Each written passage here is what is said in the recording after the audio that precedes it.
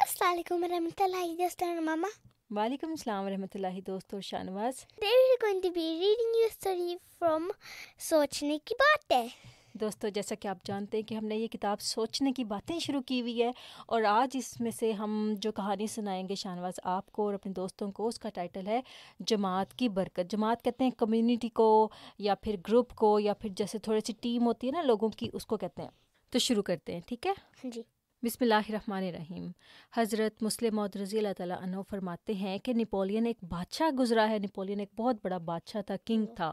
اس کی نسبت مورخوں نے ایک عجیب واقعہ لکھا ہے. مورخ کہتے ہیں وہ لوگ جو کہ ہسٹری کو سیو کرتے ہیں، لکھتے ہیں کہ کون سا بادشاہ کیسے رہا کرتا تھا یا اس کے زمانے میں کیا کیا واقعات ہوئے تھے. تو وہ فرانس کا بادشاہ تھا نپولین.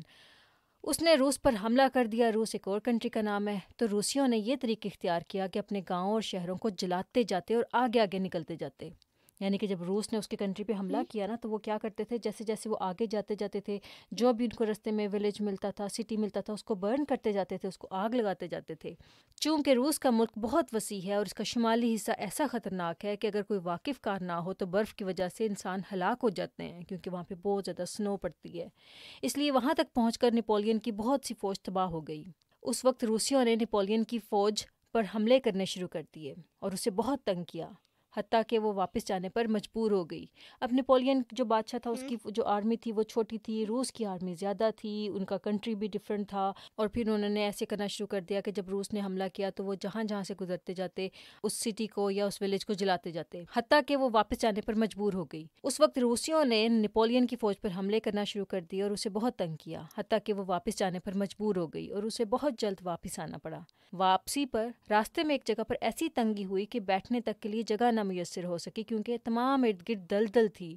دلدل کہتے ہیں وہ جو سینڈ ہوتی ہے نا، جو کہ سنکنگ سینڈ ہوتی ہے، جو مڈ ہوتی ہے، اس کے اندر اگر کوئی پاؤں ڈالے تو وہ سنک کرتی جاتی ہے، پول کرتی جاتی ہے. ہاں جی. اگر زمین پر بیٹھیں تو کپڑے اور ہتھیار کیچڑ سے بھر جاتے تھے. کیچڑ کہتے ہیں مڈ کو. اور اگر نہ بیٹھیں تو اتنے تھک گئے تھے کہ چلنے کی طاقت نہ تھی.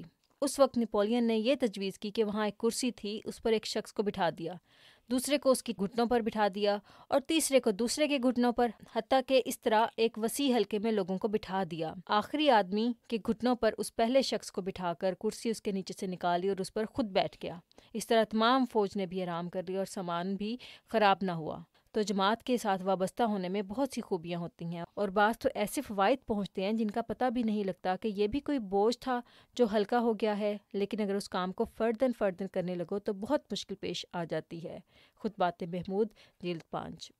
پھر کیا ہوا شاہنواز کہ وہ جہاں پر سینڈ تھی اس کے اندر بیٹھ بھی نہیں سکتے تھے، کیونکہ اس سے کپڑے خراب ہو جاتے تھے، اور کرسی ان کے پاس، کیونکہ وہ مڈ تھی نا، تو اس کے پاس وہ کوئی جگہ نہیں تھی، کوئی چیز نہیں تھی، تو صرف اور صرف ایک چیئر تھی. تو اس نے کیا کیا، ایک چیئر کے اوپر ایک آدمی کو بٹھا دیا، پھر اس کو کہا کہ تمہارے گھٹنوں کے اوپر دوسرا آدمی بیٹھے گا، پھر اس کے اوپر دوسرا آدمی، اس کے گھٹنوں پر دوسرا آدمی بیٹھے گا. ایسے سب ایک دوسرے کے گھٹنوں کے اوپر سرکل میں بیٹھتے گئے. اور پھر اس نے کیا کیا، آخری آدمی جو تھا اس کو کہا کہ پہلا آدمی ہے وہ آخری آدمی کے گھٹنوں پر بیٹھ جائے، یعنی کہ سرکل میں سب لوگ اس طرح سے بیٹھے. اور پھر جب وہ بیٹھ کے تو اس نے چیئر نکال لی اور خود اس کے اوپر بیٹھ گیا.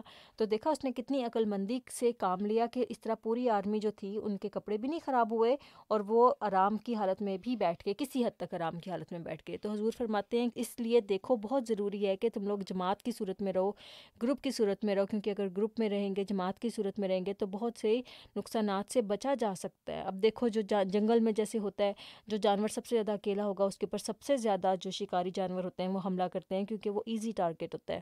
تو ہمیشہ اپنی کوشش کرنا کہ اچھے دوستوں میں رہنا اور جماعت کے ساتھ وابستہ رہنا، تاکہ اللہ تعالیٰ آپ کی حفاظت کے سامان کرتا رہے. امید ہے کہ ہمارے دوستوں کو یہ کہانی پسند آئی ہوگی.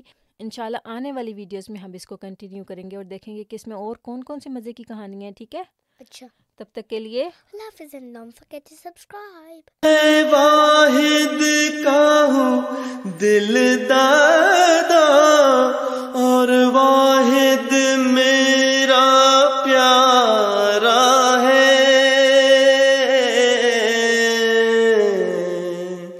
اور واحد میرا پیارا ہے. گر تو بھی واحد بن جائے